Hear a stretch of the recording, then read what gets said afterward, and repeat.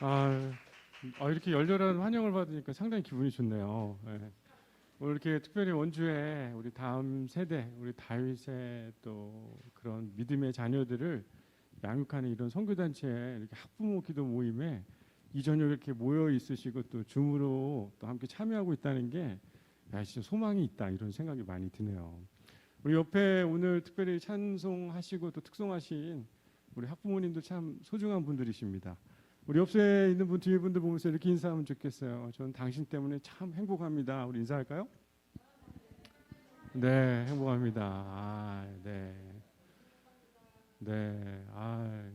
여러분들 그 실제 제가 이제 김유기 목사님이랑 같이 이렇게 몇 번 여러 번 이렇게 교제를 하면서 또 귀한 사역들을 하고 있는 걸 볼 때마다 아주 힘이 많이 되더라고요. 또 원주에 있는 귀한 청소년들을 섬기는 게 쉽지 않은 일인데 그래도 귀하게 오랜 기간 동안 이렇게 섬긴다는 게 하나님의 큰 인도하심이고 또 원주를 사랑하는 하나님의 뜻이 아닌가 생각합니다.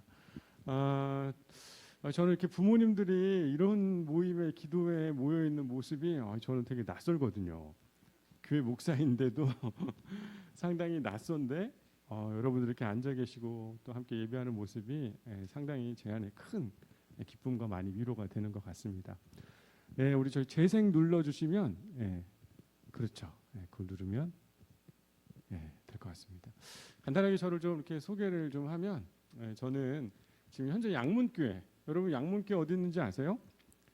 옛날 지금 명륜동에 있는 소방서 그 바로 옆에 저희 바로 뒤에 있는 그 교회가 양문교회입니다. 지금 양문교회에서 사역하고 있고요. 예전에는 교회 전임으로 사용하기 전에는 우리나라에 이제 그 도박 중독 예방 치유 센터가 있습니다. 거기 정선에 제가 거기 분소장으로도 근무하고 연세대 원주 의과대학 내에 의대생들을 상담하는 상담 코칭 센터에서 또 근무를 했었습니다. 여러 가지로 지금 원주에서 이제 청소년들이나 또 그런 기관에서 활동들을 제가 잘 조용히 하고 있는데요. 아무튼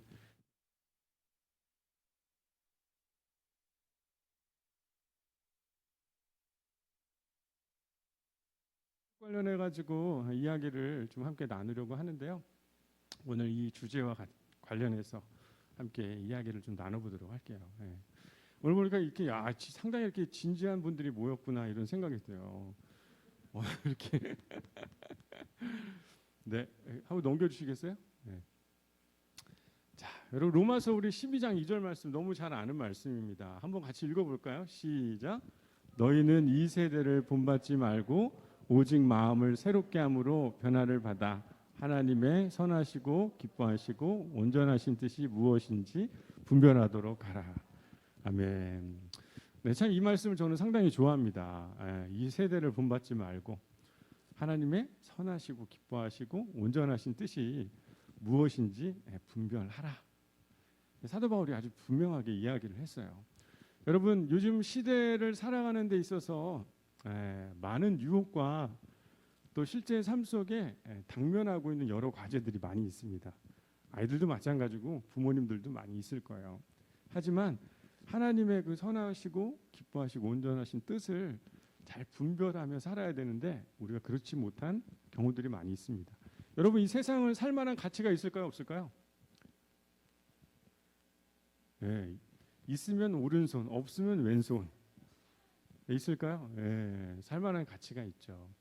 그런데 정말 이 세상에 많은 유혹을 내가 어떻게 이겨내고 또 지혜롭게 할 것인가. 믿음의 세대들 또한 어른들뿐만 아니라 모든 믿음을 가지고 있는 사람들이 함께 생각해 봐야 될 문제인 것 같아요. 참 많은 이런 변화하는 세상 속에 살아갑니다. 인간에게 있어서는요, 이 오감이 상당히 중요하죠. 눈으로 보고 입으로 맛을 느끼고 귀로 듣고 또 손으로 만지고 후각으로 냄새를 맡는 것. 어떻게 보면 인간의 이 오감이라는 게 상당히 중요한데 실제로 사람들이 직접 오감을 통해 경험하는 것들이 이제는 컴퓨터를 통해서 사람들이 감각을 느낄 수 있을 만큼 시대가 많이 발전을 했어요. 그래서 이 컴퓨터가 이제는 인간의 오감의 역할을 할 정도로 많은 사람들의 삶에 관여가 많이 되어 있습니다. 여러분 혹시 이렇게 VR 한번 해보신 적 있으세요? VR. 여러분 VR이 뭔지 아십니까? 네, 아시죠? VR 딱 끼고 제 아내랑 함께 제 아들이랑 같이 한번 VR 체험장에 갔는데 저 VR을 딱 끼고 딱 의자에 앉았는데 진짜 어떻게 되는 거예요? 막 움직이면서 낭떠러지로 막 떨어질 것 같은 그런 느낌. 그냥 그 VR만 꼈는데 모든 감각이 그걸 느낄 수 있을 만큼 그런 자극들을 주더라고요. 세상이 예전에는 우리가 생각하는 것보다 더 그런 강한 자극들과 변화하는 그런 세상 속에 우리가 살아가고 있습니다. 옛날에 뭐 그 VR이라는 게 뭐 그런 게 있었겠어요? 전혀 없었죠. 실제 변화하는 그런 세상 속에 어떤 모습이 있는지 한번 영상으로 한번 볼게요. 소리를 그 꽂으셔야 될 거예요, 아마 그 볼륨에.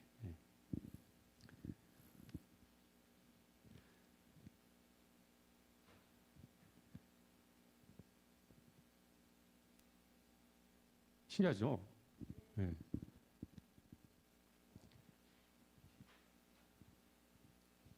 이 트랜스폼 데스크라고 해가지고요. 이 미래 가구의 모습입니다.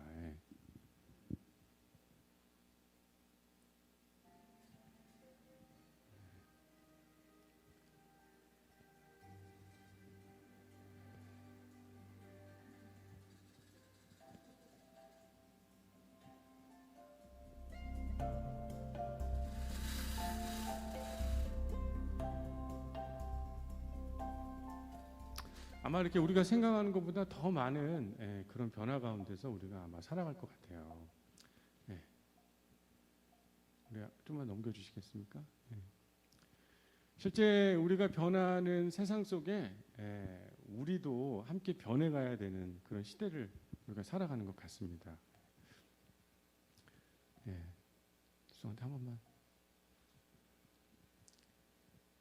예전에 이런 부모님들은 별로 이런 게 없었죠. 컴퓨터가 별로 없었지 않습니까? 다 문방구 세대고 또 아이와 이렇게 세대고 또 고무줄 그런 세대들이었을 거예요.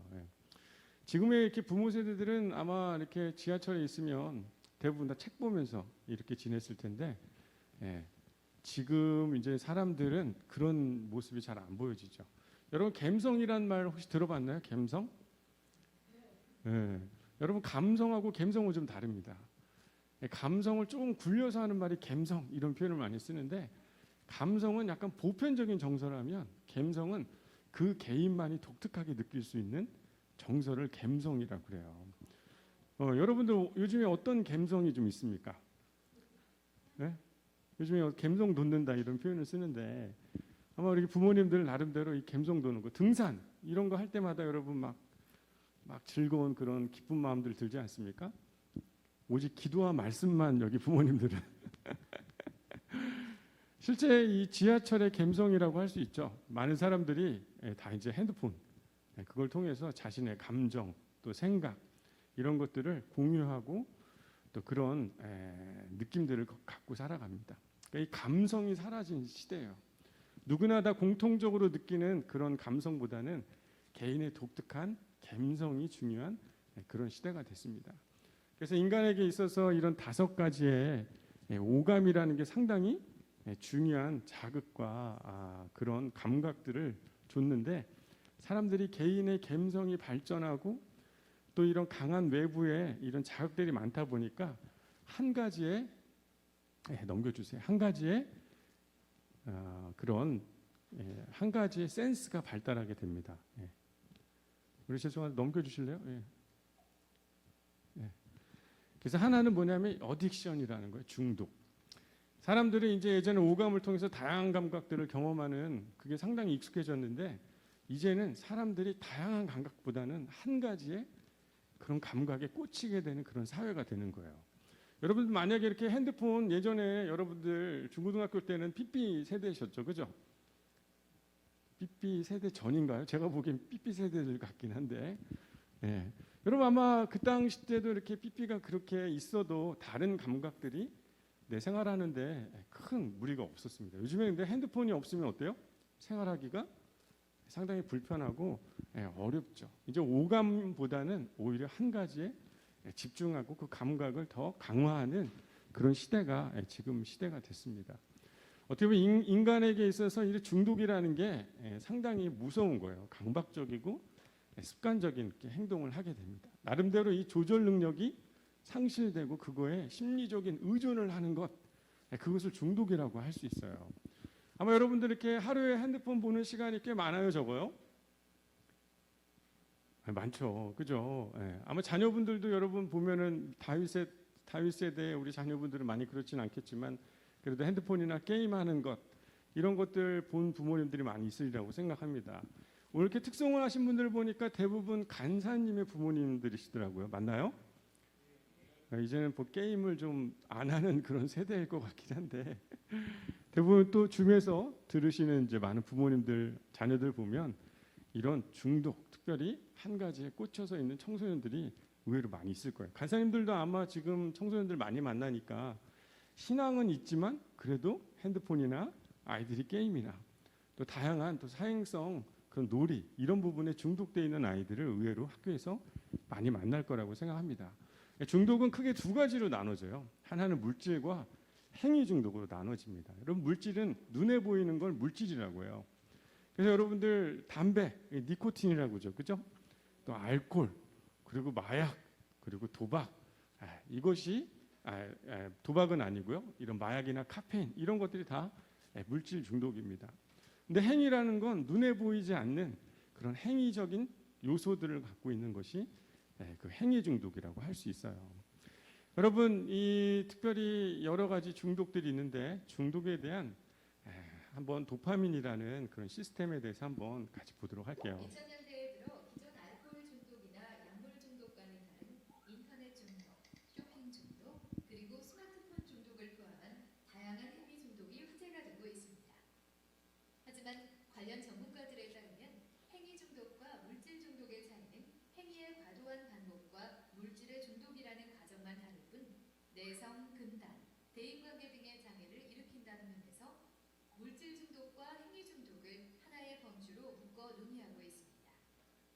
그렇다면 물질 중독과 행위 중독에서 신체 반응이 어떻게 진행되는지 알아보겠습니다. 먼저 약물 중독의 경우 약물이 우리 몸에 투입되면 그 약물은 혈관을 타고서 뇌의 쾌락 중추라고 부르는 중뇌의 북측 피계 영역에 도착합니다.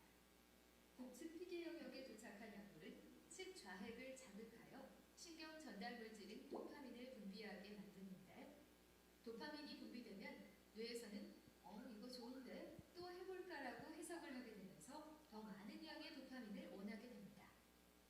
바로 이러한 현상이 중독의 시작입니다. 그렇다면 행위 중독의 경우는 어떤 차이가 있을까요? 행위 중독은 대뇌 깊숙한 곳에 위치한 모든 기억을 저장하는 해마로부터 시작됩니다. 행위 중독은 우연히 구매한 복권이 당첨되었던 기억이나 내기에서 이겼던 기억 등과 같이 즐거운 행위를 했을 때 도파민이 분비되고 이후 대뇌까지 이르는 과정은 약물 중독과 같습니다. 그렇기 때문에 중독의 시작 자체만 다를 뿐 행위 중독과 물질 중독은 서로 비슷한 중독이라 할 수 있습니다. 네, 여러분 잘 보셨나요? 네, 여러분 물질 중독이 셀까요? 행위 중독이 셀까요? 네, 실제로는 행위 중독이 좀 더 강한 그런 뇌에 그런 손상을 입히기도 하고 중독에 더 많이 빠지기도 해요. 여러분 제가 한번 퀴즈 한번 내보도록 하겠습니다. 여러분 그 담배, 니코틴 중독이랑요, 알코올 중독이랑 그리고 마약 중독, 그리고 도박 중독 이 네 가지가 있습니다. 여러분 이 네 가지 중에서 가장 킹 오브 킹, 왕 중의 왕, 중독 중의 중독은 어떤 중독일까요? 도박. 좀 많이들 해보셨나 봐요, 그죠? 실제로 여러분 그 도박 중독이 가장 심각하다라고 이렇게 이야기를 합니다. 제가 지금 정선에서 근무를 하면서 실제 마약 중독자를 만난 적이 있어요. 이분은 우리나라의 마약 퇴치운동본부라는 곳에서 간사님으로 일을 하시는 분입니다. 이분은 실제 마약 중독에 오랫동안 빠져 있다가 이제 회복이 돼서 이 중독자들을 회복하는 일을 직접 하고 계시는 거예요. 근데 그분이 이 마약이 쉽게 헤어나오기가 어렵습니다. 연예인들이라든지 여러분 언론에서 나오는 이야기들 보면 했던 사람이 또 해요, 안 해요? 또 하게 되죠. 그런데 이 마약 중독을 끊었을 때가 있었는데 바로 언제 끊었다는 겁니까? 자기가 도박하는 기간에 마약하고 싶은 충동이 없었다는 거예요. 그러니까 이 도박을 하고 싶은 이 충동이 다른 어떤 욕구보다 이 도박하고 싶은 욕구 때문에 다른 것들이 눈에 들어오거나 감각이 생겨지지 않는 겁니다. 여러분, 중독이라는 건요, 마치 다른 거에는 뇌에 자극이 없다가요, 내가 중독에 지금 꽂혀 있는 거에 보여지기 시작하고 그것들을 내가 행위로 하기 시작하거나, 그럴 때 쉽게 생각하면 뇌가 각성이 되기 시작하면서 반응하기 시작하는 거예요. 아이들이 이렇게 공부를 해야 되는 시기 때 게임 중독에 있는 아이들 대부분 보면 어때요? 공부를 책을 딱 피면 뇌가 활성화가 될까요? 뇌가 하나도 활성화가 안 됩니다. 그러다가 갑자기 게임 소리가 들리거나 게임을 딱 보는 순간 뇌가 어떻게 되는 거예요? 그때 이제 자극 반응을 보여주기 시작하는 거예요. 좀 이따 그 이야기도 함께 이야기를 하도록 하겠습니다. 좀 넘겨주시겠어요? 예, 됐습니다. 그래서 뇌라는 건 약간 지속적인 그런 자극을 요구하고 있어요. 아마 여러분들도 나름 이 휴식을 취하고 싶은 욕구가 있을 거라고 생각합니다. 특별히 이 저녁에 이렇게 예배드리는 이 모습은 여러분 다른 순간에는 뇌가 활성화가 안 되는데 이 기도 모임에 오면 여러분의 뇌는 막 활성화되는 거 맞으시죠? 전혀 목소리는 예, 여러분 오늘은 그냥 이렇게 좀 편하게 강의 좀 들으시고 중독이라는 게 이런 거고 실제 우리 지역에 있는 아이들의 이야기, 또 가까이 있는 교회의 아이들 이야기, 또 사역하고 있는 이 간사님들이 만나는 또는 아이들의 이야기라고 생각하고 편하게 들으시면 좋을 것 같아요. 여러분 주말에 예배 이제 교회 갔다 오시고 나서 집에 들어가서 드라마라든지 이런 그런 런닝맨이라든지 이런 예능 프로 이런 거 보시는 분 한번 손 한번 들어보세요. 여기는 손 들면 안 되는 건가? 네. 아니면 좀 솔직하게 난 본다. 네. 이래봐야 좀 더 하면 다 들 것 같네. 여러분 나름대로 왜 그렇게 보는 거예요? 선생님 우리 어머님이 손 드셨는데 왜 그 주말에 그런 거 보고 싶은 거죠?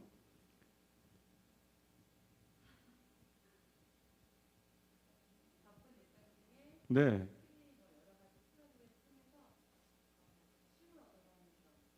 맞아요. 사람들이 뭔가 휴식을 취하고 싶어 합니다. 아마 여러분들 일상 중에서 오늘같이 날씨가 다 했다, 하늘이 다 했다 이런 날 있잖아요. 그죠? 그럴 때 여러분 막 바쁜 중에도 여러분 하늘 딱 보면 느낌이 어때요? 좋잖아요. 상당히 좋고 뭔가 더 쉬고 싶고 그런 마음이 자연스럽게 들지 않습니까? 뇌라는 게 계속 자극 반응을 보였기 때문에 삶이라는 게 뭔가 휴식과 쉼을 쉬고 싶어하는 그런 욕구를 뇌가 가지고 있어요. 근데 아이들은 그걸 게임이라는 걸 통해서 나름대로 뇌의 휴식을 취하고 싶어하는 거예요. 어른들은 드라마라든지 특별히 여러분들처럼 이 기도의 모임에 오면서 휴식을 취하고 싶어하는 그런 마음들이 다 있습니다. 사람들은 다 그런 욕구가 있는 거예요. 도서를 읽거나 여행을 가거나 나름대로 뭔가 쉬고 싶은 그런 욕구들이 있습니다. 그런데 대부분 요즘 사람들은 그렇게 쉬어야 되는데 요즘 쉬는 게 다 뭘로 쉬는 거예요? 핸드폰으로 쉬는 거예요. SNS를 하고 카톡을 하고 페이스북을 하고 인스타를 하면서 나름대로 거기서 셀카 찍을 때 어떻게 찍어요? 꼭 어머 이렇게 하면서 찍잖아요, 여러분들. 그죠? 아마 간사님들 대부분 사진 찍는 거 보면 다 이렇게 찍었을 겁니다. 네. 그렇지 않아요? 네. 나름대로 그게 쉼이고 여유 있게 자기를 좀 이렇게 안정감을 주려고 하는 그런 표현들을 하는데 자연이라든지 개인적으로 자기가 경험하고 있는 쉼이 아니라 뭔가 매체를 통해서 쉬려고 하고 있는 그런 우리들의 모습을 본다는 겁니다. 오감을 통해서 직접 자기가 쉬는 게 아니라 항상 대체물과 자기의 그런 휴식의 욕구를 대리적으로 하고 있는 그런 SNS라든지 미디어, 또 게임, 핸드폰 이런 모든 것들이 나도 모르게 그게 쉬는 것 같지만 거기에 어딕션 됐다는 거예요. 한 가지의 감각이 강화가 되어가고 있는 겁니다. 여러분 팝콘분의 1이라는 게 있어요. 한번 영상 한번 잠깐 보도록 할게요.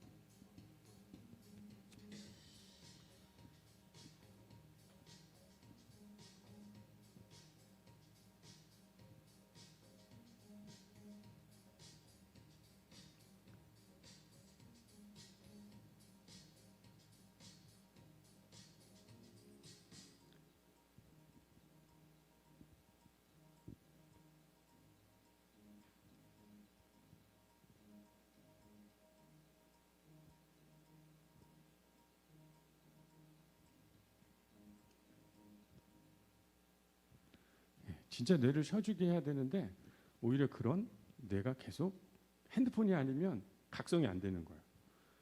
예, 그게 아니면 뇌가 쉬고 있다는 느낌이 잘 안 드는 겁니다. 그러니까 결국에 내가 쉬려고 선택한 오감을 이용한 게 한 가지의 감각이 발달하면서 거기에 어딕된 모습들이 누구나 다 있는 거예요. 제가 보니까 여기 계신 우리 부모님들은 거의 그런 중독의 현상은 별로 없는 것 같아요. 제가 보니까 다 이 펜에 중독이 돼 있으신 것 같네요. 보니까 펜을 놓으면 안 되겠구나 이런 느낌으로 뭔가 이 나름대로 이 집중하고 있는 모습들이 좀 많이 다르신 것 같아요. 대부분 요즘에 이렇게 팝콘 브레인인 청소년들이 상당히 많습니다. 그래서 이 뇌 자체가 아주 강하고 자극적인 거에만 반응을 해야지만 활성화가 되다 보니까 생활 패턴들도 대부분 어때요? 오히려 어린 아이들이 이런 ADHD, 과잉 행동, 주의력 결핍 장애 아이들이 많이 생기는 이유가 이 팝콘 브레인 때문에 그래요. 그래서 실제 이게 별로 화낼 일이 아닌데 오히려 아이들이 감정적으로 업셋이 되거나 이런 모습들이 대부분 한 가지의 과도한 몰입으로 다양한 5가지의 감각을 잃어버려서 나타나는 그런 증세가 아닐까 생각이 들어요. 그래서 SNS가 상당히 요즘에 아이들이나 어른이나 모든 세대들에게 하나의 중독 현상으로 나타납니다.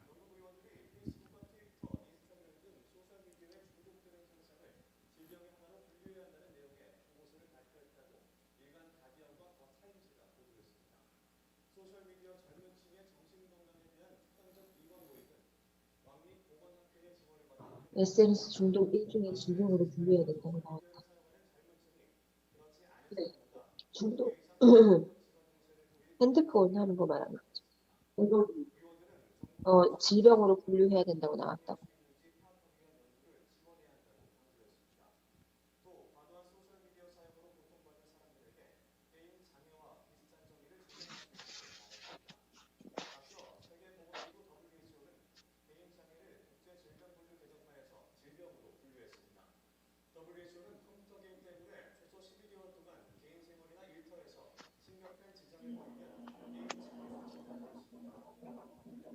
실제로 이렇게 정신장애 DSM-5에 이렇게 보면 이런 중독에 대한 분류들이 계속 예전에는 이런 SN 중독이라는 게 포함되어 있지 않았는데 이제 이런 부분이 일상에 많은 사람들에게 노출되다 보니까 이게 포함이 되고 중독의 분류로 할 만큼 많은 사람들 안에 영향을 주고 있다는 거예요. 이제 이런 우리나라의 사회에 다양한 그런 초창기 때는 아이들이 게임, 인터넷 중독이었다, 게임 중독 이런 중독으로 이렇게 변해가고 있는데 지금은 아이들이 이 게임을 넘어서 더 위험한 그런 중독 가운데 있는 게 실제 현실의 이야기를 좀 오늘 좀 더 많이 하려고 합니다. 예전에는 이런 그 자극들을 요구하는 시대가 되다 보니까 중독도 계속 변화하고 있는 거죠. 근데 요즘에 아이들이 이런 핸드폰 또 인터넷 게임 이런 것도 상당히 중독에 많이 빠지는데 더 심각하게 빠지고 있는 건 이 사행성 게임이에요. 예전에는 그냥 인터넷을 많이 하니까 중독에 걸렸다라고 생각을 했습니다. 그래서 시간을 줄여주면 안 하면 얘가 이제 중독에서 벗어난다 이렇게 생각을 했는데 요즘에는 단순한 시간적 차원이 아니라 이 게임 안에 있는 사행성 요소 때문에 아이들이 이 게임을 놓지 못하는 겁니다. 그 사행성 요소 그것에 대해서 부모님들이 잘 몰라요. 얘네들 그냥 게임하는구나라고 생각하지만 의외로 더 심한 아이들이 그 한 가지의 그 중독적인 특성 때문에 게임을 놓지 못하는 경우들이 상당히 많습니다. 자, 실제로 아까도 얘기했지만 이런 휴식을 취하고 싶은 욕구 때문에 아이들이 게임을 하게 돼요. 근데 애들이 대부분 게임하는 동기는 나름대로 하면서 흥분되잖아요. 재밌고. 그리고 어떤 삶의 이런 회피에 대한 동기들이 있습니다. 그리고 실제로 여러분 게임을 하면서 돈을 벌 수 있어요. 여러분 이런 사실 아십니까? 게임을 통해 가지고 아이템을 사고 팔 수 있기 때문에 아이들이 이 매크로라는 그런 프로그램을 돌리면서까지 돈을 수익을 얻기 위해 게임을 하는 친구들이 많아요. 그리고 친구들이랑 요즘에 게임 안 하면 얘기가 돼요, 안 돼요? 안 돼요. 저희 아들도 초등학생인데 그러면 이 마인크래프트, 마크 이 얘기를 안 하면은 학교 가서 얘기가 안 될 만큼 친구 관계에서 이 게임의 이야기는 상당히 중요한 부분을 차지하고 있습니다. 결국에는 다양한 이 동기에 의해서 아이들이 게임을 하게 되는데 특별히 아이들이 지금 하고 있는 이 게임에 사행성 게임이 있기 때문에 애들이 중독이 더 심하게 빠지는 거예요. 예전에는 이런 사행성 요소가 별로 없었습니다. 옛날에 여러분들 오락실에 가면 갤러그 여러분 기억나세요? 네, 웃으시는 분들은 갤러그 해본 거예요. 네. 거기 보면은 단순하죠. 잘 피하고 어떻게 해요? 벌을 잘 팔인가 벌인가 아무튼 그걸 잘 쏘면 끝나는 게임이잖아요. 그죠? 근데 지금은 상당히 이 게임 안에 뭔가 우연한 이익이나 행운을 바라는 마음을 갖게 하는 요소들이 이 게임 안에 많이 있어요. 여러분 이 게임에 뽑기라는 게 있습니다. 뽑기. 뭔가 카드를 뽑아서 좋은 카드가 나오기를 기대하는 마음들이 있어요. 여러분들 아이들 데리고 아마 마트 같은 데 이렇게 가보면 이 캡슐 나오는 거 여러분 해보신 적 있습니까? 없습니까? 다 있잖아요. 그죠? 500원, 1000원 넣고 드르륵 드르륵 하면 캡슐이 딱 나오죠. 나오는 순간 부모님들 짜증나요? 안 나요? 짜증나죠. 왜 이걸 해가지고 쓰잘데기 버릴 만한 거를 근데 대부분 아이들이나 부모나 그 동전을 넣고 드르륵 드르륵 돌릴 때 어떤 마음이 있습니까? 그 캡슐 안에 그림이 딱 그려져 있잖아요. 어떤 그림이 그려져 있어요? 그 안에 있는 캐릭터 중에 가장 좋은 거 사람들이 갖고 싶어하는 그 캐릭터가 거기 딱 붙여져 있습니다. 애들이나 부모나 뻔히 알지만 어때요? 돈 넣고 돌리면서 캡슐이 나오고 열기 전까지 어떤 마음이 있는 거예요? 내 마음에 가장 좋은 거. 네. 여러분들 가끔 마트에 가보면 여러분들 해외권 추첨할 때 여러분들 전화번호랑 성명 쓰고 마음에 어떤 마음이 있어요? 오직 기도와 말씀만 여기 부모님들 그런 거 해본 적 없다. 근데 솔직히 어떤 마음이 있어요? 진짜 내가 당첨되면 좋겠다. 이런 마음을 갖잖아요. 이게 사행심입니다. 그러니까 우리나라의 모든 아이들이 돈을 가지고 하는 행위 안에는 이미 다 사행적 요소가 상당히 많아요. 여러분 이 강화라는 건 이제 피파라는 그런 게임인데 축구 게임이에요. 저도 피파를 예전에 좋아했는데 카드를 몇 개 모아가지고 더 좋은 선수로 업그레이드를 하려고 이 카드를 강화를 합니다. 그러니까 강화 카드가 많으면 많을수록 좋은 캐릭터가 뽑을 수 있는 기회가 많은 거예요. 그러다 보니까 아이들이 게임을 하면서 자기가 레벨업을 시키고 싶잖아요. 그러니까 좋은 카드가 필요한 거 아니에요. 저도 이 여러분들 축구 좋아하실지 모르겠는데 저도 이제 이 게임을 좋아하다 보니까 이 캐릭터를 모아가지고 강화를 했어요. 공격수가 필요했습니다. 그래서 카드를 모아가지고 공격수가 나오길 내 마음속에 보면 이렇게 빨간색으로 80몇 이상으로 그런 좋은 선수들 예를 들면 여러분 잘 아실지 모르겠지만 메시라든지 호나우더라든지 이런 공격수에 뛰어난 선수들이 나올 것처럼 마치 캡슐을 뽑을 때처럼 그 캐릭터들이 막 나와요. 그리고 강화 버튼을 딱 누르고 마음속에 어떤 마음이 드는 거예요? 공격수 누가 나왔으면 좋겠다는 거예요. 메시가 나오면 좋겠다 하고 딱 나중에 봤더니 누가 나왔냐면 김병지가 나온 겁니다. 김병지 누구예요? 골키퍼. 그래서 어떻게 해요? 아깝잖아요. 그래서 그 김병지를 공격수를 맨 앞에 놓고 했는데 게임이 잘 될까요? 안 될까요? 그게 잘 안 되죠. 뭐든지 게임 안에 뽑기, 강화, 합성 이런 게 있습니다. 아마 부모님들은 잘 모를 거예요. 얘가 뭐 하는지. 하지만 이렇게 해서 레벨을 계속 업 시켰다 보니까 우연한 기회에 자기가 얻은 경험들이 있다 보니까 아이들이 대부분 너 게임 잠깐 멈출 수 있어? 너 안 할 수 있는 사람 손들어봐. 그러면 다 손들어요. 선생님 저 안 하는데요? 몇 시간만 하는데요? 자 그럼 질문 다시 할게. 너 혹시 게임 아이디 탈퇴할 수 있는 친구 손들어봐. 그러면 손 하나도 안 듭니다. 우리 간사님 왜 안 들까요? 그렇죠. 정답이에요. 자기가 그토록 애써서 돈을 현질이라고 그러죠. 현질도 하고 시간을 투자해서 강화해서 레벨업 시킨 캐릭터를 자기가 포기하는 건 마치 거의 죽음과 같은 내 인생의 모든 걸 버리는 것 같은 그런 마음이 들기 때문에 애들이 게임을 못 놓는 거예요. 그래서 시간을 줄이는 거는 가능하지만 게임으로부터 완전히 원센스 약간 어딕돼 있는 거기에 몰입돼 있으면서 내 뇌를 쉬고 있는 그곳에서부터는 벗어나지 못하는 가장 중요한 요소가 이 사행심 때문에 그렇습니다. 네, 여러분들 실제 아이들 게임하는 거 잘 보면요 대부분 다 이런 문제들이 있어요. 근데 재미난 건 게임에서 그치면 좋은데 지금 청소년들 사이에서는요 이제는 이 사행성 게임을 넘어서 도박의 문제들이 상당히 많아졌어요. 예, 여러분 원주에 제가 이 강의를 하러 많이 다닙니다. 얼마 전에도 이제 준법지원센터에서도 강의도 하고 보호관찰소에서도 이제 강의도 하고 또 특별히 학교들 가서 이제 강의를 하는데요. 중학교 아이들이 실제 이런 불법 도박, 핸드폰으로 하는 컴퓨터로 하는 불법 도박에 약 20% 이상이 경험이 있습니다. 아마 간사님들은 잘 아실 거예요. 아마 학교에 있는 아이들, 교회 다니는 아이들인데도 이미 사행성 이 불법 도박을 해본 경험이 있는 학생이 20%가 넘습니다. 그러니까 중학교 2학년 되면 25명이잖아요. 그죠? 그럼 10명에서 15명, 거의 50% 이상은 이 도박을 직접 가입해보고 친구들이 하는 걸 봤고 아직도 탈퇴 안 한 친구들이 거의 30-40%, 많게는 50%까지 경험이 있는 아이들이 상당히 많습니다. 도박이 유행한다는 얘기 들어본 적 있으신가요? 일부가 아니라 많은 청소년들의 얘기입니다.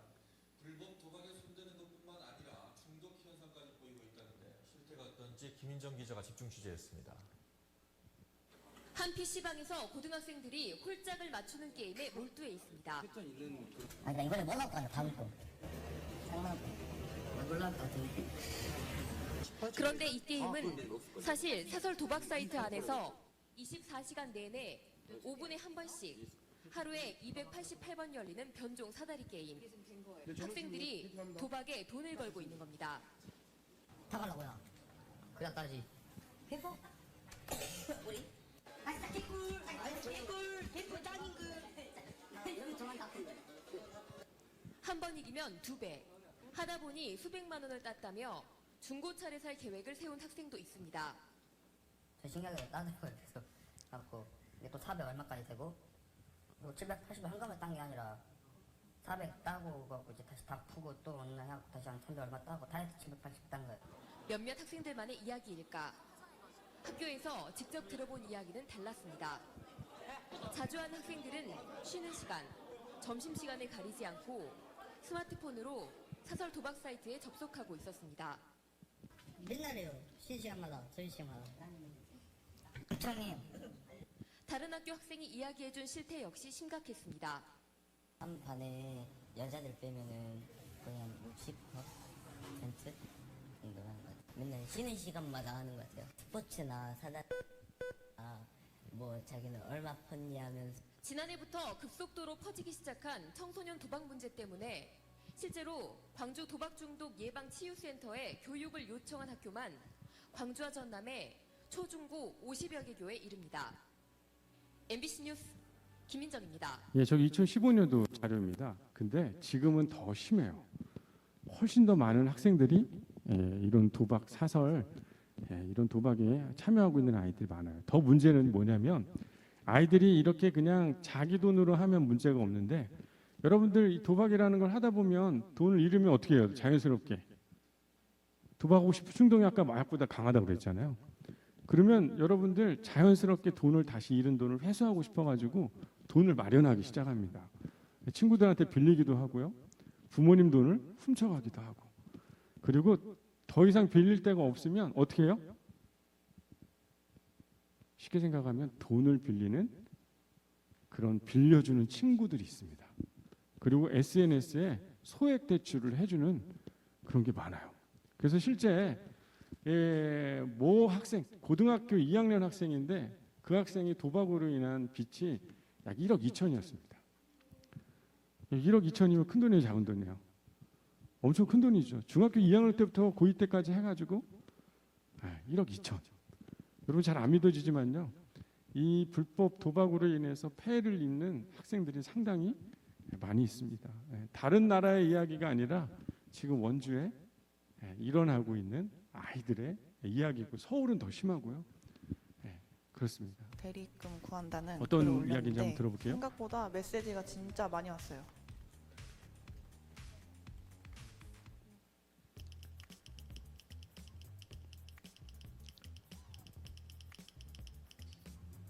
미쳤어? 이자가 무려 원금의 30%, 말도 안 되는 대출 제한. 아무도 안 빌릴 것 같지만 SNS상에서 대리입금, 대립이라는 이름으로 쉽게 찾을 수 있습니다. 취재하려고 가게로 만든 건데 글을 올렸거든요. 대리입금 구한다는 생각보다 메시지가 진짜 많이 왔어요. 올린 지 하루 만에. 20대도 되게 생각외로 많고 대리입금이 필요하다고 연락해온 20여 명 중 한 명과 이야기를 나눠봤습니다.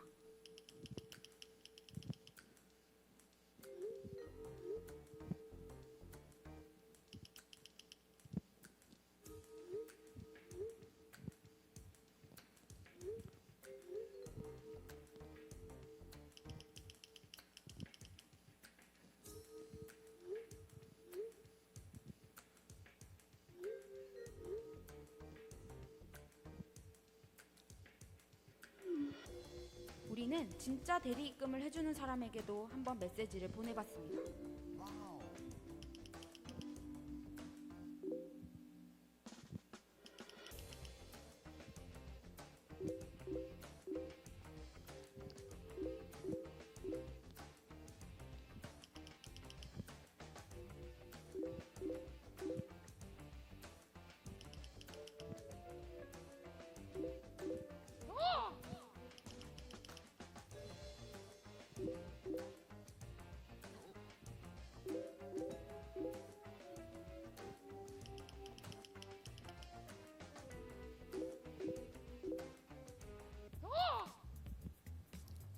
대부분 대리입금은 이런 과정을 거칩니다. 대리입금 진행자 A, 흔히 구체적으로 이런 조건들을 제시합니다. 수고비는 최소한 원금의 30% 이상, 돈을 갚기로 약속한 날짜를 넘으면 하루에 1,000원에서 10,000원 추가, 실명, 나이, 연락처, 집 주소, 신분증 등 제공 필수. 대리입금이 필요한 돈을 빌릴 사람인 B, B가 A에게 정보를 넘기면 A는 B가 입금을 요구한 계좌로 약속한 돈을 보냅니다. 딱 봐도 어딘가 이상한 느낌. 불법인 지점이 한두 개가 아닙니다. 대리입금을 해주는 사람 A. 일단 이런 식으로 글을 올려 대리입금을 해드린다고 알리는 것부터 불법. 이익을 위해서 계속 영업적으로 하는 사람은 이걸 등록을 해야지만 법적으로 할 수 있는데, 빌려주는 금액이 10만 원 이상일 때 이자가 현행법상 최고 이자율인 24%를 넘기면 불법. 개인정보를 받을 때 제공 동의를 받지 않고 나중에 제3자에게 공개하는 것도 불법. 개인적으로 돈을 빌려주고 갚고 하는 것과 다르다고 볼 수 있는 것은 이 대출금 이자를 통해서 수익을 낼 목적으로 좀 계속하고 반복적으로 돈을 빌려주고 있다는 점 자체가 사실 법률에 위반되는 부분이 있는데요. 대리입금에 대해서 이제 잘 아시겠죠? 혹시 아직도 대리입금 네, 실제로 아이들이요 이렇게 대리적으로 돈을 빌리는 행위들이 상당히 많습니다. 청소년들 중에는 모집책이 있어요. 좀 이따 이게 지금 얘기해주겠지만 여러분 이 지금 이런 게임 혹시 보신 적 있나요? 우리 어르신들은? 우리 간사님들 보신 적 있으세요? 네, 솔직히 본 적 있을 거예요 아마. SNS에서 본 적도 있고 아마 간사님들도 회심하기 전에 아마 참여했던 경험들도 있을 거고 아마 지금 학생들도 이거 하고 있는 친구들 꽤 많습니다. 여러분 달팽이라는 건요 어른들이 하는 경마와 비슷해요. 빨강, 파랑, 초록 달팽이가 먼저 달려와가지고 먼저 들어오는 달팽이가 승리를 하는 거죠. 배팅을 하는 거예요. 아마 온라인에서 지금 듣고 있는 분들도 제 얘기를 잘 들으면 좋겠는데 여러분 5분 뒤에 저 달팽이 경기가 시작이 됩니다. 지난번까지 빨간색이 계속 많이 이겼어요. 그리고 제일 승률이 낮은 게 초록색입니다. 자, 그러면 여러분들은 어디에 거시겠어요? 빨간색에 걸겠습니까? 파란색에 걸겠습니까? 초록색에 걸겠습니까? 승리 좋은 빨간색? 아니면 맨날 졌던 초록색? 아니면 중간 정도 하는 파란색? 여러분은 어디에 거시겠어요? 빨강, 당연히 승률이 좋잖아요. 그죠? 또 여기 뭐 오늘 예배 드리러 왔는데 뭐 두바. 근데 여러분 재미난 거 5분 뒤에 여러분 어디가 이길 것 같습니까? 네? 내가 생각하기엔 분명히 파랑이 이길 것 같기도 하고 초록이 이길 것, 빨강이 이길 것 같지만요. 운영자가 돈을 많이 딸 수 있는 그 달팽이가 이기는 거예요. 예를 들면 빨간색의 사람들이 돈을 제일 많이 벌었고 이번엔 파랑 팀에 사람이 조금 걸었습니다. 이번 5분 뒤에 시작되기 전에 사람들이 배팅을 해놓잖아요. 그리고 시작하면 결국엔 누가 이길지는 아무도 몰라요. 그 자리에 어떻게 배팅을 했느냐에 따라 결국에는 운영자는 돈만 따면 되지 누가 이길지는 별로 중요하지 않도록 프로그램이 되어 있습니다. 그러니까 결국에는 이런 불법 도박을 해서 내가 빨강 팀에 이긴 경험이 많으니까 분명히 이길 거야라고 생각하는 인지적 오류에 빠져요. 여러분 500원짜리 동전을 던져가지고 500원짜리 숫자가 6번이 나왔습니다. 자, 이번 판에 딱 던지면 숫자가 나올까요? 그림이 나올까요? 오직 주님만 아시나요? 네. 생각해보면 뭐가 나올지 몰라요. 그런데 숫자가 계속 나왔으니까 숫자가 나올 거야. 아니 그림이 나올 거야 이렇게 판단하지만 아무도 모르는 일입니다. 뭔가 특별히 아이들이 이런 사다리 게임도 마찬가지예요. 홀짝이니까 50%의 승률이 있습니다. 홀이든지 짝이든지 걸면 돼요. 사다리는 아주 간단해요. 청소년들이 복잡하고 머리 쓰는 게임을 하기 싫어하기 때문에 단순하고 빨리 성과가 나는 게임들에 베팅을 많이 해요. 근데 여러분 아까도 얘기했지만 홀짝 어디가 이길지는 어떻게 베팅이 됐는가에 따라 승률이 많이 달라지는 거예요. 결국에는 한두 번은 이길 수 있지만 계속 하다 보면 돈을 다 잃을 수밖에 없는 게 도박인데 청소년들이 아는데 땄던 기억이 있다 보니까 이게 빠져나오지 않습니다. 뇌의 그런 자극이 그 즐거움을 줬고 땄던 승리의 경험이 다른 것들을 포기하지 못하게 하는 경우들이 많아요. 로아이라든지 아마 우리 부모님들이나 뭐 지역에 있는 청소년들이 이런 핸드폰으로 이런 게임을 하고 있으면 그 아이는 지금 사행성 도박, 불법 도박을 하고 있는 겁니다. 이거 법적으로 우리나라에서는 7가지만 합법인데 이렇게 하는 불법으로 진행되는 도박은 다 법적인 처벌을 받을 수 있어요. 그래서 이렇게 소셜 그래프 같은 경우에도 이제 곡선의 어느 지점을 누르면 돈을 많이 받거나 조금 받거나 잃거나 이런 프로그램을 하고 있고요. 요즘엔 이거 말고 천사 악마라든지 변종 그런 게임들이 상당히 많아졌습니다. 청소년들에게 불법 스포츠 도박, 그래서 스포츠의 승률이라든지 어떤 선수가 골을 이길 건지 몇 분에 골이 터질 건지 그리고 얼마나 선수가 뛰었는지 여러 가지 이런 이슈들을 가지고 베팅을 하게 돼요. 근데 돈을 많이 벌 수가 있죠. 하지만 한두 번은 벌 수 있지만 계속하면 잃게 됩니다. 청소년들도 실제로 많은 청소년들이 청소년 보호법이 있지만 그래도 처벌을 받게 되고요. 또 남는 건 심각한 도박 증상들이 많이 나타나게 됩니다. 결국에는 요즘 청소년들은 이런 사행성 놀이에서부터 시작해서 단순하게 그냥 휴식적 차원에서 SNS를 시작했다가 이제는 그보다 더 강한 자극, 게임을 하다가 이제는 조절이 안 되는 친구들은 사행성 이런 도박 이걸 통해 가지고 아이들이 중독에 심각해져 있는 그런 상태들이 됩니다. 그래서 부모들이 어떻게 하면 이런 디지털에 계속 원센스 중독되고 있는 이런 자녀들을 어떻게 돌봐야 하는지 이게 상당히 우리에게 중요한 일이고요. 간사님들도 상당히 중요한 일이라고 생각해요. 한번 보도록 할게요. 최초의 마시멜로 실험은 1966년으로 거슬러 올라갑니다. 4세 어린이 653명이 실험 대상이었죠. 기다리면 더 많은 마시멜로를 주겠다는 연구자의 말과 함께 아이들의 자제력이 시험대에 올랐습니다. 마시멜로 실험이 유명해지게 된 이유는 실험 15년 후 발표된 추적 조사 결과 때문입니다. 기다리지 못하고 30초 만에 마시멜로를 먹은 아이와 연구자가 돌아올 때까지 기다린 아이는 대학 입학시험 점수가 무려 210점이나 차이가 났습니다. 연구진들은 어렸을 때의 참을성과 자제력이 훗날 학업 성적과 사회적 성공에 영향을 미친다고 결론 내렸습니다. 그런데 1989년 연구자들은 두 번째 마시멜로 실험을 합니다. 이번엔 끝까지 기다린 아이들의 수가 더 많아졌죠. 무엇이 아이들의 자제력을 높여준 걸까요? 첫 번째 비밀은 마시멜로에 덮여진 뚜껑입니다. 연구진들은 뚜껑을 덮어서 아이들을 유혹으로부터 차단해 봤습니다. 그랬더니 평균 8분 32초를 기다렸던 1966년의 실험과 달리 기다림의 시간이 평균 11분으로 늘어났습니다. 어떤 아이들에게는 기다리는 법을 알려주기도 했죠.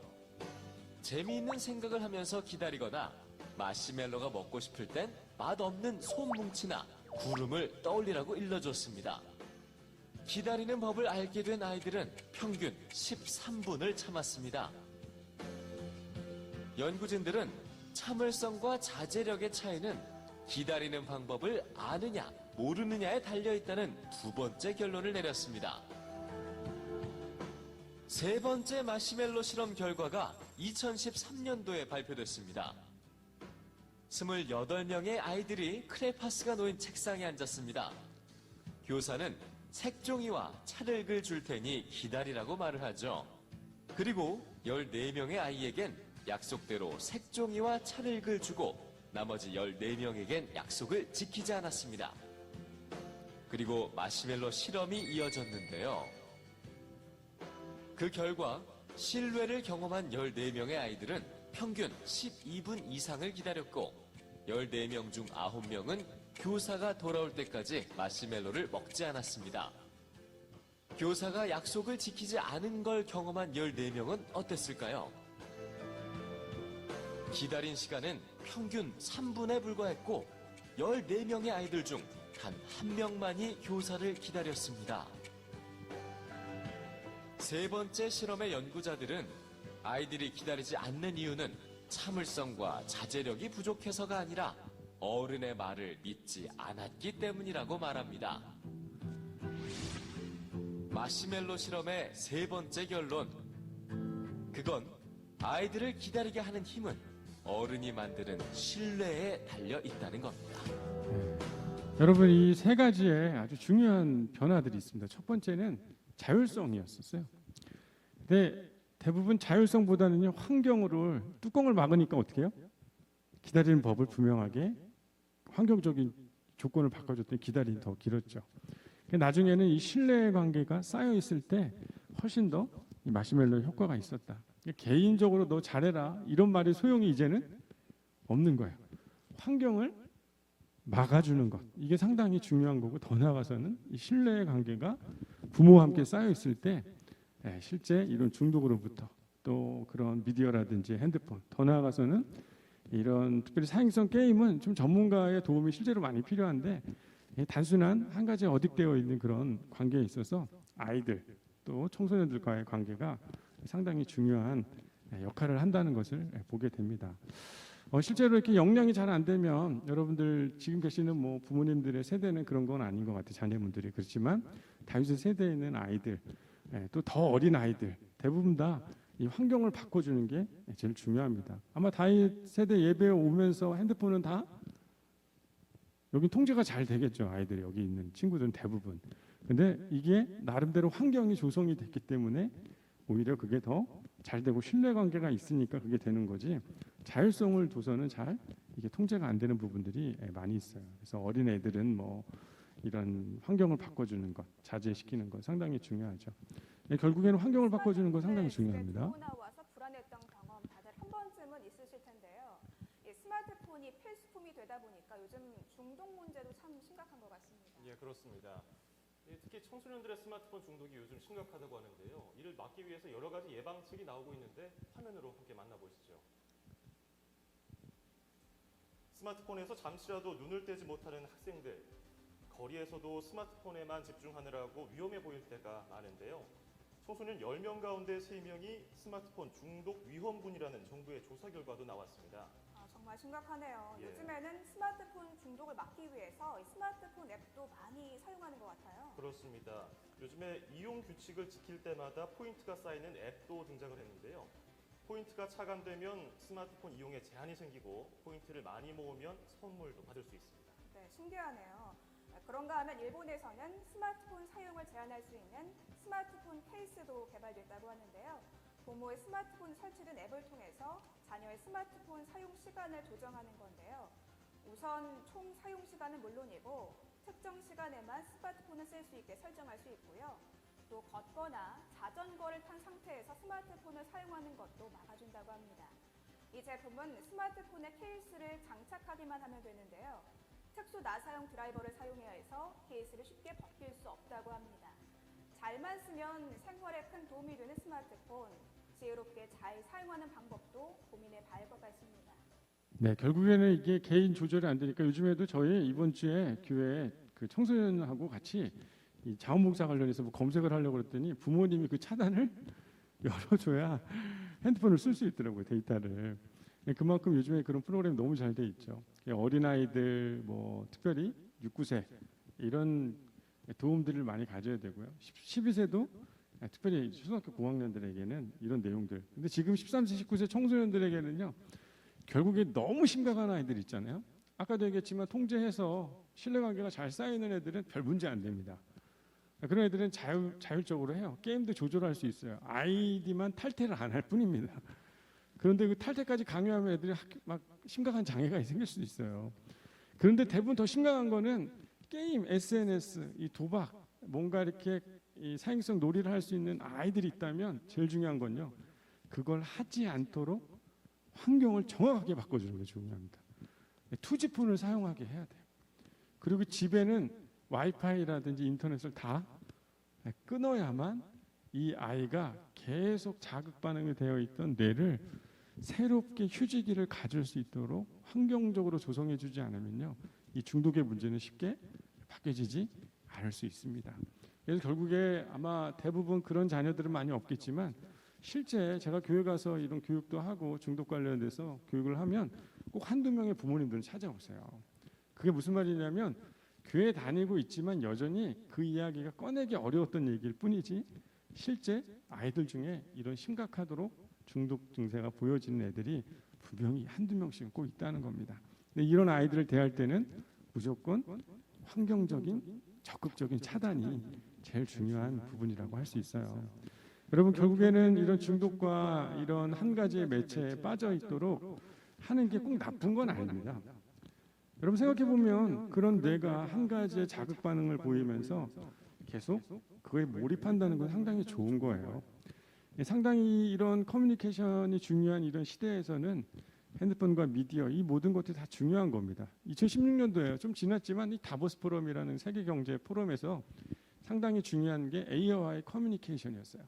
인공지능과의 커뮤니케이션. 지금 21년도에도 또 다보스 포럼 때 보니까 이런 커뮤니케이션 능력이 상당히 중요한 그런 시대가 됐습니다. 결국에는 아이들 마음속에 이런 뭔가 너희 이렇게 해야 돼. 뭔가 이렇게 가이드를 주고 뭔가 수동적으로 하라고 해서는 좋은 성취가 없어요. 내적인 동기가 상당히 강화돼야만 스스로 할 수 있는 힘이 있는 아이들이 좋은 역량을 발휘할 수 있게 됩니다. 옛날에 마이크로소프트에서 인터넷 백과사전을 이제 만들려고 했던 노력이 한참 있었습니다. 그런데 수억 원의 돈을 투자했는데 결국에는 이 백과사전이 잘 만들어졌을까 안 만들어졌을까요?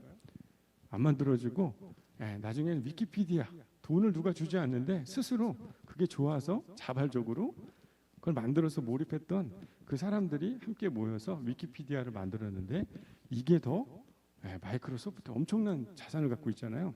근데 결국에는 그 위키피디아에 모인 사람들이 백과사전을 만들었는데 그게 훨씬 더 지금까지 통용되고 있습니다. 뭔가 이 아이들의 이런 변화, 내가 사랑한다라고 이야기하지만 주의 깊게 관찰하지 않으면 이게 사랑의 눈으로 보여지지 않는 겁니다. 잘하겠지, 대충 잘하겠지. 실제 저희 교회에서 얼마 전에 이제 진로 진학 세미나를 저희가 했어요. 근데 아이들이 이제 공부하는 거 있으면 부모님들이랑 공부하는 얘기들이 이야기하기가 쉬워요, 어려워요. 대부분 부모님들 하는 얘기, 야 공부 잘해라 이렇게만 얘기하지 실제 이 아이가 뭘 공부하고 있는지, 오늘 수행평가 내용은 뭔지, 어떤 내용으로 공부를 해야 되는지 학교 내에 쉽게 말하면 성적을 받을 수 있는 지침의 내용이 다 있는데도 부모님들이 본 적이 별로 없습니다. 그러면서 아이들에게 뭐라 그러는 거예요? 또 공부? 열심히 해. 근데 실제로 막상 공부에 관련된 얘기를 하고 싶어도 무슨 얘기, 얘가 뭐 배웠는지 알아요 몰라요 부모님들이. 잘 모르니까 뭐라고 물어봐요. 집에 가가지고 너 오늘 뭐 배웠니? 공부한 거 맞아? 이렇게 물어보기 시작한다고요. 근데 실제 부모님이 아이들에 대한 그런 진로나 학업에 이런 관심 있는 부모님들은요, 오늘 그 학교에서 나눠주는 급식표를 보고 있는 게 아니라 오늘 반찬 뭐 나왔나 이게 보는 게 아니라 오늘 수업 뭘 했는지 이미 교과 내용이 다 나와 있거든요. 그걸 보면서 이야기하는 부모님들이 실제 이 아이를 관찰하고 학업에 관심 있는 것처럼 아이들이 이런 인터넷이나 게임이나 이런 모든 사행성, 이런 놀이라든지 이런 부분에 관찰을 하고 그 관찰을 하고 있는 사람이 진짜 애정을 갖고 있는 거예요. 송기령 부사장이 그저 상상만 하지 말고 관찰해라. 이 관찰하는 게 진짜 애정이고 문제 해결을 찾는 방법이다. 이렇게 얘기를 했습니다.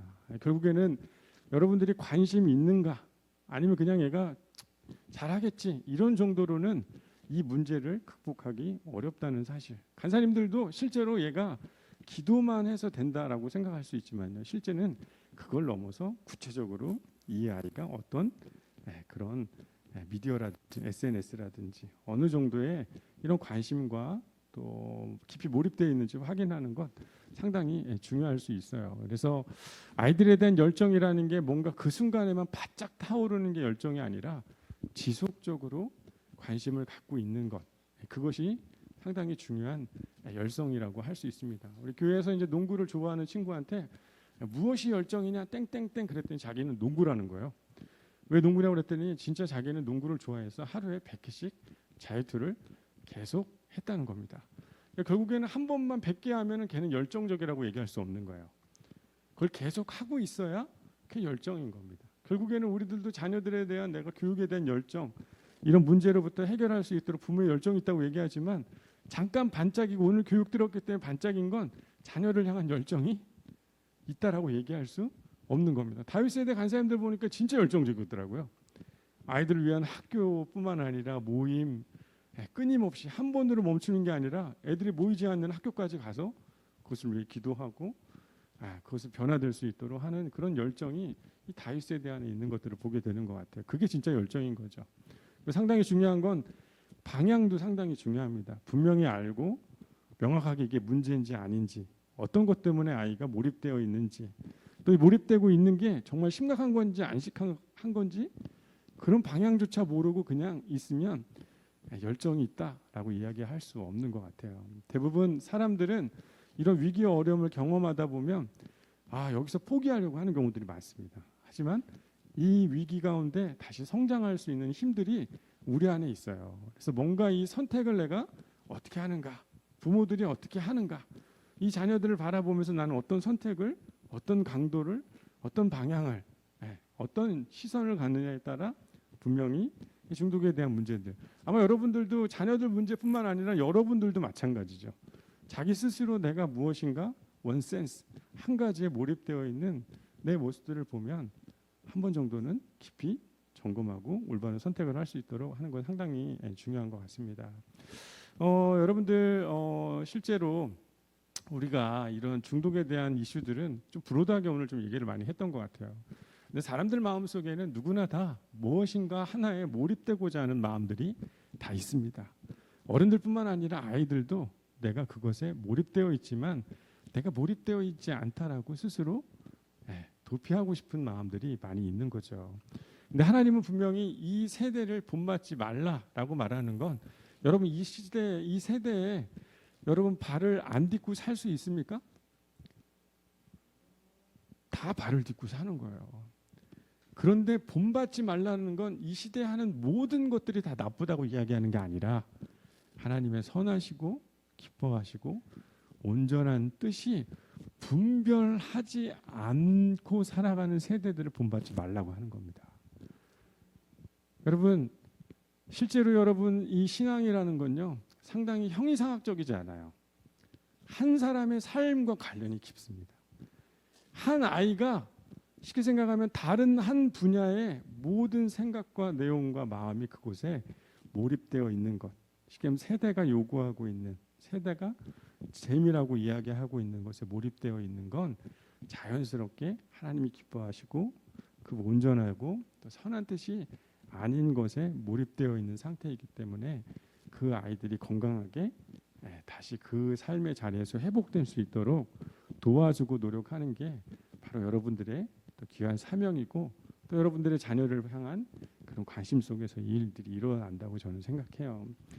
제가 특별히 이제 이 지역에 이런 청소년들 또 실제 사례자들 또 그런 중독자들을 만나는 경험들을 의외로 많이 합니다. 주변에 여기 계시는 분들은 별로 그런 일들은 없겠지만 가정이나 주변의 인근에 보면 꼭 그런 분들이 있어요. 여러 가지의 중독에 빠져 있는 사람들이 상당히 많습니다. 근데 대부분 사회에서 그런 사람들을 보면서 별로 가까이 하고 싶어요, 안 하고 싶어요?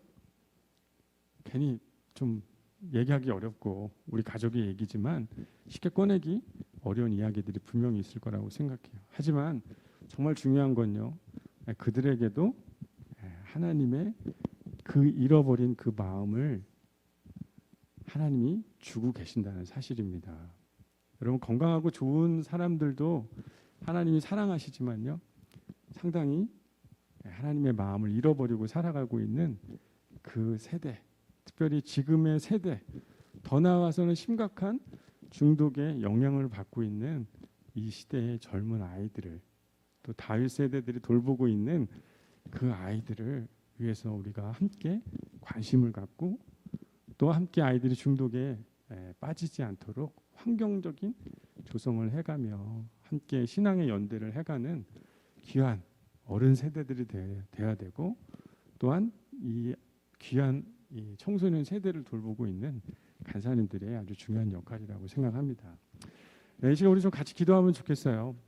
이 시간 여러분들 특별히 오늘 좀 낯선 주제이기도 하고 또 신앙과 관련 없다라고 생각할 수 있지만요, 제일 중요한 건요, 하나님을 사랑하지 않는 것에 하나님을 사랑해야 되는 그 마음이 다른 한 가지에 꽂혀 있는 겁니다. 하나님이 없는 거예요. 우리는 여기 있는 사람들은 하나님이 내 안에 하나님으로 내가 집중되어 있기 때문에 원센스 한 가지에 하나님에게 있기 때문에 행복하지만, 그 사람은 하나님이 아닌 다른 것에, 하나님을 대치한 것에, 하나님이 기뻐하고 하나님이 온전하다고 말하며 선하다고 말하는 다른 것에 몰입되어 나름대로 거기에 헤어나오고 싶은데 자기 조절이 안 되는 겁니다. 상당히 가슴 아픈 일인 거죠. 여러분 시간 좀 같이 기도하면 좋겠어요. 여러분들이 직접 경험한 이야기는 아니고 내 아이의 이야기는 아닐 수 있습니다. 하지만 하나님, 특별히 이 시대에 또 중독에 빠져 있는, 또 미디어와 게임과 또 사행성, 이 놀이, 도박에 빠져 있는 청소년들을 주님 긍휼히 여겨 주시옵소서. 하나님을 잃어버리며 다른 것에 몰입되어 그들의 마음을 그곳에 의존하며 살아가고 있는 그들을 주님 불쌍히 여겨 주시옵소서. 주님, 나의 이야기는 아니지만 하나님을 잃어버린 사랑하는 그 아이들을 향한 하나님의 마음을 주님 내가 깨닫도록, 주님의 마음을 알 수 있도록, 특별히 여기 있는 사람들의 마음속에 그들을 향한 하나님의 뜻을 알 수 있도록 시간 좀 같이 기도할까요? 우리 기도하겠습니다. 사랑의 하나님, 이 시간에 기도합니다. 하나님, 우리가 입으로만 누군가를 사랑하며 누군가를 향한 관심이 있다고 이야기하지만 진정으로 위기 가운데 어려움 가운데 있는 자, 저거는 나와 상관없는 이야기이며 이 세상의 나쁜 아이들, 문제 있는 아이들이 하는 일이라고 바라봤던 우리의 시각과 우리의 마음을 이 시간 주여 용서하여 주시옵소서. 이 시대에 가장 하나님으로부터 멀어져 있는 아이들이 누구입니까? 하나님의 그 사랑하는 그 마음, 하나님의 선하시고 기뻐하시고 온전하신 그 뜻 가운데 살지 않는 자들이 누구입니까? 주님, 우리가 너무나 문제 아이들이라고 생각했던 하나님 아이들을 주님, 우리의 하나님의 마음과 눈으로 바라볼 수 있는 눈을 갖게 하여 주시옵소서. 어느 순간 우리의 신앙의 기도의 제목이 아니었다면 주님 다시금 알게 하여 주시옵시고, 이 세상에 하나님을 잃어버리며 살아가는 모든 아이들 중에 특별히 자기 스스로 회복될 수 없어서 하나님 그 죄의 문제 가운데 빠져있는 아이들을 주여 불쌍히 여겨주시고, 하나님 그 아이들을 관심 있게 바라보며 하나님의 눈으로 바라보며 특별히 그 아이들이 겪는 위기와 어려움을 위해 들으며 공감하며 변화할 수 있는 환경과 문화를 만들어갈 수 있는 어른의 세대가 될 수 있도록 주님 도와주시옵소서. 성령이 우리 가운데 지혜를 주시고 주여 함께하여 주시옵소서. 특별히 우리 다윗 세대의 우리 젊은 아이들, 이미 그런 친구들 속에서 살아가고 있습니다. 아마 친구들이 보면서 나도 해야 되지 않을까? 저렇게 하면 내가 이익이 되고 돈이 된다는데, 애들 되게 재밌어 보이는데, 아마 알게 모르게 갈등하고 있는 친구들 많이 있을 거예요. 이미 교회는 다니고 있지만 이것이 나에게 심각한 죄와 같은 문제가 없이 이미 서스름 없이 하고 있는 아이들이 있을 거라고 생각합니다. 제가 특별히 좀 같이 기도할 때는요, 하나님, 아이들이 하나님의 선하시고 기뻐하시고 온전하신 뜻을 아이들이 분별할 수 있는 지혜를 갖게 하여 주시옵소서. 특별히 다윗 세대 안에 하나님 믿음으로 교육되는 이 과정을 통해서 주님, 온전히 하나님을 알아가고 자신들이 실수하고 헐러 넘어지지 않도록 믿음 안에서 함께 지내고 있는 모든 학교의 아이들 속에서 지혜롭게 이 문제를 해결하고 극복할 수 있는 지혜로운 아이들 될 수 있도록 특별히 다윗 세대 훈련받는 친구들 위해서 이 시간 좀 같이 기도할까요? 네, 기도하겠습니다. 사랑의 하나님, 이 시간에 기도합니다. 하나님, 특별히 우리 사랑하는 다윗 세대 하나님 믿음으로 세워지는 아이들이 있습니다. 하나님 특별히 학교 안에서 아이들의 그 모습을 보면서 눈물로 기도하며 주님 특별히 하나님 그 아이들을 중보하고 있는 아이들이 있는 줄 압니다. 아니면 특별히 나름대로 훈련받고 교육받고 교회 다니지만 하나님 그 어려움 가운데 노출되어 있는 아이들도 있고 참여한 아이들도 있으리라 생각합니다. 주님 발길을 되돌리게 하여 주시고 회복될 수 있도록 도와주시옵시고 하나님이 원하는 그 마음에 합당한 삶의 결단과 결실을 가질 수 있도록 주님 도와주시옵소서. 주님 특별히 그런 아이들로 인하여서 부모와의 관계가 깨어져 있는 가정들 주님 기억하여 주시옵시고 다시 한번 사랑으로 하나님을 만나고 하나님을 의지하는 그런 신앙의 힘으로 이 문제들을 회복되게 하여 주시고 좋은 믿음의 동역자들 문제를 해결할 수 있는 지혜로운 사람들을 만나서 올바른 길 삶의 새로운 길들을 준비해 갈 수 있는 믿음의 세대들이 될 수 있도록 성령이여 도와주시옵소서. 하나님 더 큰 하나님의 은혜와 그런 삶의 계획들이 하나님 위기 가운데 있는 아이들 마음속에 하나님 변화될 수 있게 하여 주시옵시고 특별히 하나님을 만나고 지혜롭게 회복되는 과정이 하나님 사랑으로 간사님들을 통하여서 하나님 그 일들이 일어날 수 있도록 성령이여 도와주시옵소서. 제가 특별히 아이들만의 문제는 아닌 것 같아요. 아마 모든 사람들의 어른들의도 문제라고 생각합니다. 우리는 이미 우리 안에 사행심이 있어요. 한국 사회의 주식이 비트코인이 우리들 마음속에도 있습니다. 내가 손으로 했든 안 했든 이미 우리 마음속에는 요행과 우연한 기회에 이익이 될 만한 것들을 쫓으며 살아가는 게 우리들의 모습 아니겠어요? 아이들이 그 도박하고 있는 걸 보면서 비난하고 있지만 실제는 내 마음속에 이미 그런 욕심과 마음이 우리 안에 있는 것 아니겠어요? 시간 좀 같이 기도하면 좋겠습니다. 하나님 우리를 불쌍히 여겨 주시옵소서.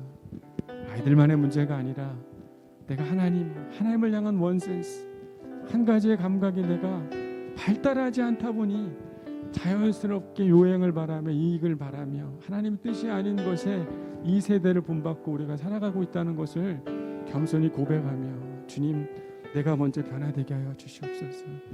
내가 하나님 앞에 온전하지 못한 모습이 사랑하는 다음 세대들 안에도 동일하게 드러나지 않도록 주님의 뜻과 마음을 품으며 살아가는 주님 믿음의 부모들이 되게 하여 주시옵소서.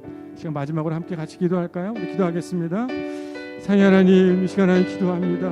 하나님 우리의 마음과 우리의 삶에 이미 하나님을 향한 그런 마음보다는 하나님 이 세상의 가치와 기준 하나님이 기뻐하지 아니하며 선하지도 아니하며 하나님의 온전한 뜻도 아닌 하나님 세상의 가치가 하나님 우리의 삶의 중심 안에 있음을 고백합니다.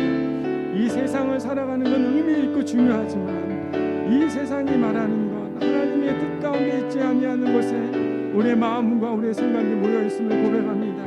우연한 기회에 이익을 바라길 바라며 하나님 우리의 마음속에 요행을 바라는 그런 마음들 주여 우리의 마음 안에 있사오니 주여 불쌍히 여겨주시고 용서하여 주시옵소서. 여전히 우리의 마음 안에 그런 중심이 있어서 사랑하는 아이들보다 더 심한 마음이 있지만 마치 아닌 듯 살아가고 있었던 우리를 불쌍히 여겨 주시옵소서. 주님 우리의 죄 때문에 그렇습니다. 우리의 모습 때문에 그렇습니다. 우리는 정결하고 아닌 것처럼 표현하고 살아가지만 우리의 마음속에 우연히 아이들이 잘 되기를 바라거나 우연히 내가 산 집이 잘 되기를 바라거나 우연히 내가 선택한 것이 성공이 되어지기를 바라는 마음이 하나님 우리 안에 있지 않습니까? 한국 사회 안에 하나님 그런 모습들 그런 마음으로 인하여서 이미 어린 세대들 안에 그 마음이 전달되며 하나님 그 세대들 가운데 병이 들었던 것이 하나님 우리의 모습 때문에 그런 것 아니겠습니까? 주님 우리를 용서하여 주시옵소서. 사랑의 주님 이 세상에 참 수많은 아이들이 있습니다. 사랑하는 부모님의 환경에서 자라는 아이도 있고 나름대로 그런 부모님의 돌보심과 사랑 가운데 잊지 못하는 아이들도 있습니다. 하나님 특별히 어떤 아이들이라 할지라도 하나님 당신의 귀한 딸과 아들 아닙니까? 주님 당신이 항상 함께하여 주셔서 아이들의 마음에 큰 위로가 되게 하여 주시옵소서. 나름대로 삶을 의지하고 사랑할 수 있는 관계가 없어서 나름대로 자기의 마음과 휴식을 두고 있는 그런 SNS와 또 핸드폰과 더 나아가서는 사행성 게임과 불법 도박을 하고 있는 청소년들을 주님 긍휼히 여겨 주시옵소서. 알게 모르게 이 사회에 너무나 만연돼 있었는데 우리가 그것을 문제시 여기지 아니하고 그리스도인으로서 이 부분을 어떻게 해결해야 되는지 지혜롭지 못했던 우리를 용서하여 주시옵소서. 이미 사랑하는 교회의 아이들, 사랑하는 자녀들이 그런 상황 가운데 있었는데 관심 있게 보지 아니했으며 그것이 그렇게 큰 문제이지 않을 거라고 생각했던 우리를 주님 긍휼히 여겨 주시옵소서. 다시 한번 지혜의 눈을 갖게 하여 주시옵소서. 하나의 시선을 두게 하여 주시옵소서. 아이들에게 진짜 열정을 우리가 갖게 하여 주시옵소서. 순간의 열정이 아니라 지속적이며 올바른 하나님을 향한 방향을 갖는 참되고 지혜로운 부모들 되게 하여 주시옵소서. 지금 몰랐던 지식이라면 오늘 이 배움을 통해 다시 한번 우리가 스스로 세워지게 하여 주시옵시고 사랑하는 자녀들이 이런 중독의 문제에서 자유로워지고 새로워질 수 있도록 하나님 원하는 환경을 만들며 지혜롭게 대하는 믿음의 부모들이 되게 하여 주시옵소서. 특별히 하나님 우리의 마음속에도 여전히 아이들의 문제라고만 생각하는 것들이 우리의 모습을 통해 아이들이 배운 것 아니겠습니까? 주님 우리의 마음속에 우연한 기에 요행을 바라는 이 사행심의 마음을 주여 용서하여 주시옵시고 내 손으로 수고하며 먹으며 내 자녀들이 복되고 형통하게 되기를 바라셨던 하나님의 마음을 깨닫게 하시고 그 말씀을 우리가 마음에 다시 새기게 하여 주시옵소서. 주님 우리를 불쌍히 여겨주시고 특별히 이 다윗 세대를 통해서 믿음의 아이들을 키워가는 사랑하는 간사님들에게도 하나님 지혜를 주시고 아이들이 실제 삶에서 부딪히는 이 문제를 아주 잘 도와주며 아주 구체적으로 해결할 수 있도록 성령께서 우리 간사님들의 마음과 눈을 열어주시고 또한 지혜의 지식을 더하여 주셔서 아이들이 온전하게 하나님을 향한 마음으로 하나님이 기뻐하시고 선하시고 온전하신 뜻을 잘 가르쳐 지킬 수 있는 주님의 귀한 종들이 되게 하여 주시옵소서. 주님 오늘 이 저녁에 우리와 함께 하셔서 감사드립니다. 지금은 우리 주 예수 그리스도의 은혜와 아버지의 극진하신 사랑하심과 성령의 위로 교통하심이 특별히 이 부모 교육을 통하여서 다음 세대들을 향한 하나님의 지혜와 지식을 깨닫고 중독 가운데 있는 아이들을 위해 기도하며 또한 온전하게 이 아이들을 품고 사랑하기로 결단하며 머리 숙인 사랑하는 여기 있는 모든 부모님들과 사랑하는 우리 다윗 세대 귀한 간사님들 위해 그리고 사랑하는 우리 김윤기 목사님의 모든 사역 위해 지금부터 영원까지 함께하옵기를 간절히 축원하옵나이다. 아멘.